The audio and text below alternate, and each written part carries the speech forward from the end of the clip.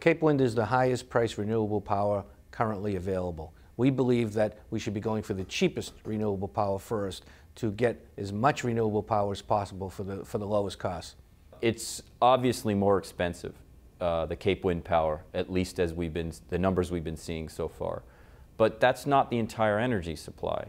So when you average in the Cape Wind energy into the total energy supply in Massachusetts, it's a very small percentage, and it doesn't double your rate overall. It's a small part of the puzzle. The exposure that Cape Wind will put National Grid customers to is enormous. The above market contract cost, even under National Grid's scenarios, is over $2 billion for the entire project. This is $2 billion we do not need to spend. Other renewable projects are coming in at market price, which means the impact to the consumer would be almost zero. We wouldn't even notice the renewable power in our bills. Cape Wind, by contrast, would be $200,000–300,000 of some of the larger members in Massachusetts, and that basically is a tax on those people. There are renewable energy sources other than Cape Wind. At the moment, in 2010, there are not enough. They're not available soon enough. We have made deadlines and goals for ourselves as a community, as a Commonwealth, and Cape Wind is one way of meeting those more quickly than a lot of the alternatives.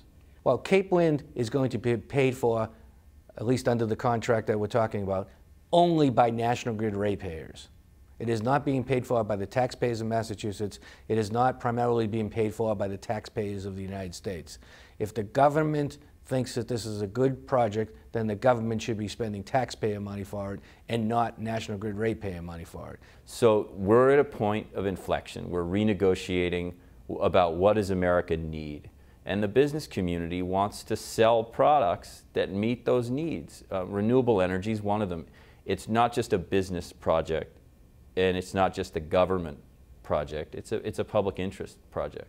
When National Grid customers get their bill, and their bill is going up $200,000 to $300,000 per year, I suspect any jobs lost on that side are going to be far more than any jobs gained under Cape Wind. Remember, the majority of the cost of Cape Wind are going to be, equipment, things like that, and much of that equipment is going to be made overseas.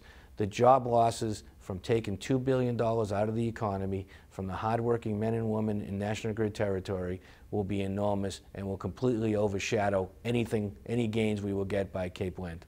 I think industry groups are overstating the job loss that might be caused, they theorize, from higher electric bills.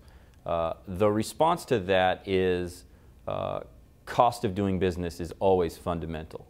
But cost is not a simple equation, and when the electric cost is incorporated into other factors, like being a part of a vibrant innovation economy in Massachusetts, across many other issues, it's not going to suddenly make layoffs happen or people run for the border.